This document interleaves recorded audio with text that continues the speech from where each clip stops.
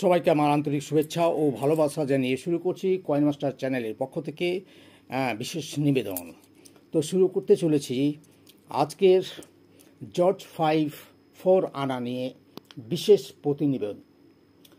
তো আপনাদের বলি যে এর একটা সাইড হচ্ছে অবজার্ভ এবং রিভার্স।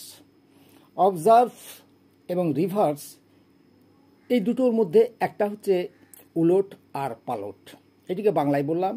অবজার্ভে রয়েছে যেটা হচ্ছে আপনার অবজার্ভ বলতে এই যে এইটাকে বোঝানো হয়, এটি হচ্ছে portrait in profile of king George 5 ইয়ার, এবং রিভার্স সাইডে রয়েছে value in English and 4 language. তো এইবার আপনাদেরকে আমি বলি এর মধ্যে কি কি মেটাল রয়েছে এবং কোন মিন্টে তৈরি হয়েছে এবং কন্ডিশন কেমন রয়েছে এবং তার ভ্যালুয়েশন কতটুকু, আপনাদেরকে এটুকু বলি। এইবার বলি যে এটি কোন মিন্টে তৈরি হয়েছে। দেখুন, এটি মিন্টটিকে ফলো করতে গেলে সম্ভবত এই পয়সাটির কন্ডিশন একেবারে খুব খারাপ, তবে এটি 1920 সালের পয়সা এবং এটি হচ্ছে ক্যালকাটা মিন্টের পয়সা। ঠিক আছে, এবার নেক্সট দেখি এই পয়সাটার কি করে চিনতে পারা যায় কি যায় না। আচ্ছা, দেখুন তো ভালো করে 1920 সালের নিচে যে অল্প একটা ফোঁটার মতো রয়েছে, ডায়মন্ড রয়েছে, সেটি হচ্ছে বোম্বাই মিন্ট। এই দুটি মিন্টই হচ্ছে স্কেয়ার ক্যাটাগরির মধ্যে পড়ে গেছে। এইবার আপনাকে আমি বলি যে এই পয়সাটার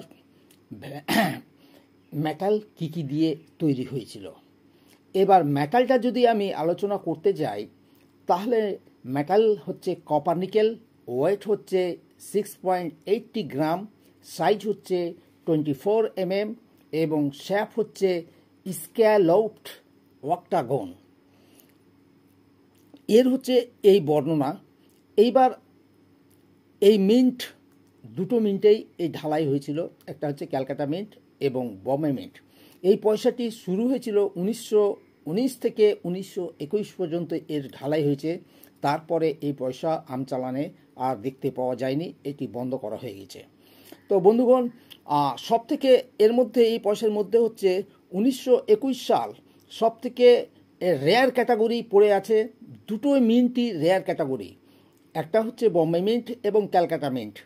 এবার এদের যদি ভ্যালুয়েশন করতে যাই তবে আপনাকে আমি বলি ফাইন কন্ডিশনে হচ্ছে 1500 টাকা, ভেরি ফাইন কন্ডিশনে 2000 টাকা, এক্সট্রা ফাইন কন্ডিশনে 4000 টাকা, ইউএনসি কন্ডিশনে হচ্ছে 20,000 টাকা।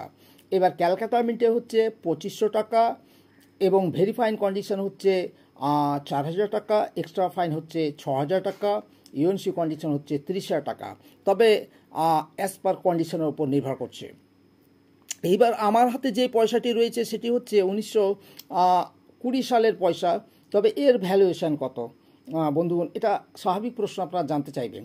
এবার এর ভ্যালুয়েশন যদি বলি তবে এটা ফাইন কন্ডিশনের মধ্যে পয়সাটা পড়বে, তবে এর আমি ভ্যালুয়েশন যদি করি তবে 500 টাকা, তবে এই ভেরি ফাইন কন্ডিশনে 750 টাকা এবং এক্সট্রা ফাইন কন্ডিশনে 1500 টাকা এবং ইউএনসি কন্ডিশন হচ্ছে 7,000 টাকা। এটি ক্যালকাটা এবং বম্বে মিন্টে এই পয়সাটি তৈরি হয়েছে এবং এটি একটি স্কেয়ার ক্যাটাগরির মধ্যে রয়েছে। বন্ধুগণ, আজকের মতো আমি এখানেই ভিডিও শেষ করছি। সবাইকে আমার ভিডিও দেখার জন্য আমন্ত্রণ জানানো হলো এবং প্রত্যেকেই শেয়ার, কমেন্ট এবং লাইক অবশ্যই করবেন। অনেক কষ্ট করে ভিডিওগুলো করি এবং দীর্ঘদিন থেকে ভিডিও ছাড়তে পারিনি কোনো কারণে, যার কারণে আপনাদের কাছে আমি ক্ষমা চাইছি। তো এরপর আমি নিয়মিত ভিডিও ছাড়ার চেষ্টা করব এবং আপনাদেরকে এই বিজনেস সম্পর্কে ইমপ্রুভ করার চেষ্টা করব যে এটা আপনার ধরে নিন বিজনেসটা হচ্ছে সোনা কেনার মতো।